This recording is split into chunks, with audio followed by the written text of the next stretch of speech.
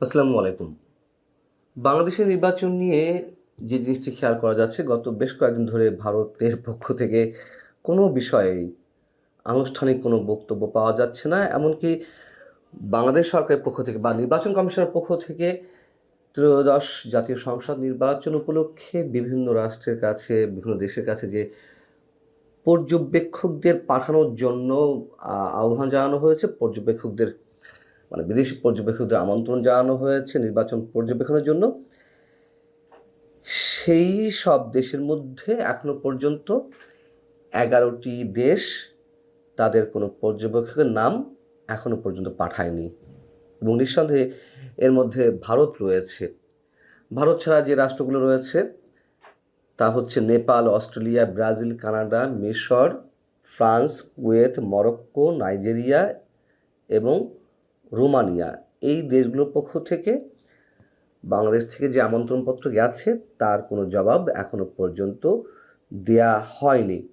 অর্থাৎ 12 তারিখের যে নির্বাচন অনুষ্ঠান হওয়ার সম্ভাবনা রয়েছে, সেই নির্বাচন পর্যবেক্ষণ করতে ভারত সরকারের পক্ষ থেকে আদৌ কোনো প্রতিনিধি পাঠানো হবে কি না তা এখনো নিশ্চিত নয়। এটি ভারতেরই বিভিন্ন গণমাধ্যম বলছে। তাহলে আসলে বিষয়টি কি অর্থ দাঁড়ায় এর? বিষয়টি কি এমন যে ইউনূস সরকারের অধীনের কোনো কিছুকেই ভারত সমর্থন দেবে না, এবং সেই ধারাবাহিকতায় ডক্টর ইউনূস সরকারের অধীনে যে নির্বাচন অনুষ্ঠিত হওয়ার সম্ভাবনা রয়েছে সেই নির্বাচনকেও তারা স্বীকৃতি দিতে চায় না? কিন্তু প্রশ্ন হচ্ছে, ভারত তো বলেই দিয়েছে যে পরবর্তী যে নির্বাচিত সরকার আসবে সেই সরকারের সাথে তারা কাজ করতে প্রস্তুত। যদি তাই হয় তাহলে নির্বাচনকে স্বীকৃতি দেবে না কেন? নাকি এখনো ভারত বোঝার চেষ্টা করছে যে এই নির্বাচন আদৌ হয় কিনা সে সম্পর্কে নিশ্চিত হওয়ার? অথবা ভারত এখনো পর্যন্ত তার কৌশলটি অ্যাপ্লাই করার চেষ্টা করছে কিনা বা কৌশলে সফল হওয়ার চেষ্টা করছে কিনা? তারা যে বারবার অন্তর্ভুক্তিমূলক বা ইনক্লুসিভ নির্বাচনের কথা বলে আসছে সেই বিষয়টি তারা নিশ্চিত করতে পারে কিনা? যদিও তারা বিএনপির প্রতি এক ধরনের সমর্থন দিয়ে দিয়েছে, হ্যাঁ, একটা ফ্রি ফেয়ার ইলেকশন হলে তো বিএনপির জিতে যাওয়ার মোটামুটি নিশ্চয়তা রয়েছেই, তবে তারা বারবার ইনক্লুসিভ নির্বাচনের কথা বলছে। যাই হোক, এদিকে সজীব ওয়াজেদ জয়ের প্রকাশ্যে একটি অনুষ্ঠানে, কলকাতার একটি অনুষ্ঠানে বক্তব্য দেওয়ার কথা রয়েছে ভার্চুয়ালি সংযুক্তির মাধ্যমে, এবং সবচেয়ে সিগনিফিক্যান্ট যে বিষয়টি সেটি হচ্ছে তিনি সোমবার যেই অনুষ্ঠানে ভার্চুয়ালি বক্তব্য দিবেন সেখানে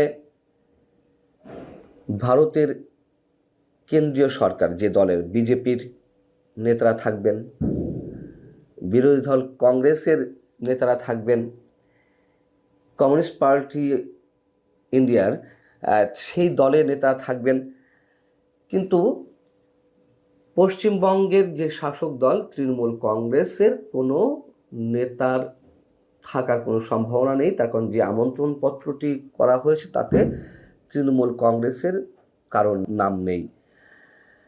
এবং ভারতীয় গণমাধ্যম, এমনকি আমাদেরও কোনো কোনো গণমাধ্যম যেটি বলছে যে বাংলাদেশকে ঘিরে আঞ্চলিক রাজনীতি, গণতন্ত্র এবং ভবিষ্যৎ দিক নির্দেশনা নিয়ে সজীব ওয়াজেদ জয় গুরুত্বপূর্ণ বক্তব্য দিবেন, এবং তিনি যে বার্তা দিবেন তা বাংলাদেশ ও দক্ষিণ এশিয়ার রাজনীতিতে সুদূর প্রসারী প্রভাব পড়তে পারে। কি বক্তব্য আসলে তিনি দিবেন, এবং এই নির্বাচন ঘিরে কি বিশেষ কোনো বক্তব্য তিনি সেখানে দিতে যাচ্ছেন আমরা জানি না, তবে এই ধরনের ইঙ্গিত ভারতের গণমাধ্যম দেওয়ার চেষ্টা করছে। এবং তারা যেটি বলছে যে এটি ভারতে প্রথমবারের মতো সরাসরি ভার্চুয়াল বক্তব্য সজীব ওয়াজেদ জয়ের, যা নিঃসন্দেহে একটি ঐতিহাসিক মুহূর্ত।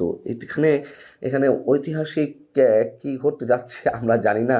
যাই হোক, এর আগে এর আগে দিল্লিতে একটি সংবাদ সম্মেলনে সাবেক প্রধানমন্ত্রী শেখ হাসিনার একটি অডিও বার্তা বাজিয়ে শোনানো হয়েছিল, সেটি নিয়ে বাংলাদেশ সরকারের পক্ষ থেকে কড়া প্রতিক্রিয়া দেওয়া হয়েছিল, কিন্তু ভারত তাতেও কোনো ধরনের কোনো কর্ণপাত করেনি।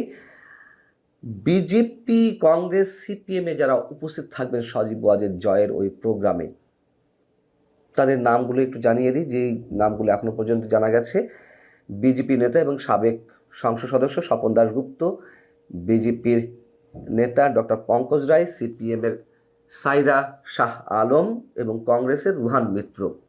এর পাশাপাশি থাকবেন ভারতের আরও বিভিন্ন রাজনৈতিক দলের প্রতিনিধিরা, বুদ্ধিজীবী, শিল্পী, সাহিত্যিক, সাংবাদিক সহ বিভিন্ন পেশাজীবী সামাজিক সংগঠনের প্রতিনিধিরা।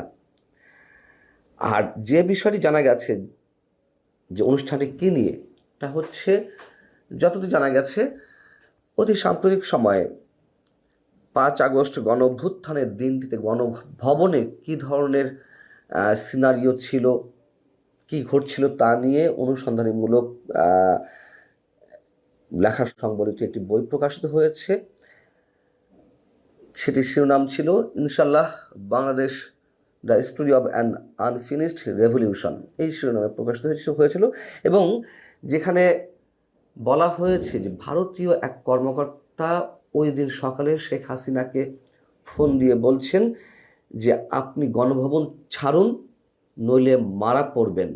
দেশ না ছাড়তে পারলেও অন্তত ক্যান্টনমেন্টে গিয়ে আশ্রয় নিন। কিন্তু শেখ হাসিনা তিনি নাকি ধরেছিলেন, না, তিনি দেশ ছেড়ে কোথাও যাবেন না।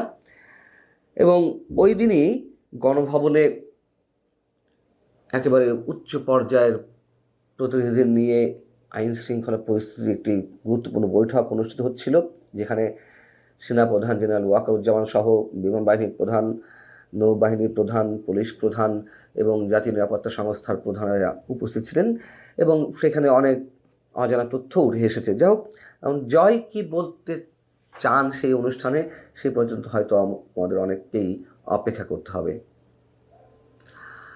ভালো থাকুন সবাই, আল্লাহ হাফেজ।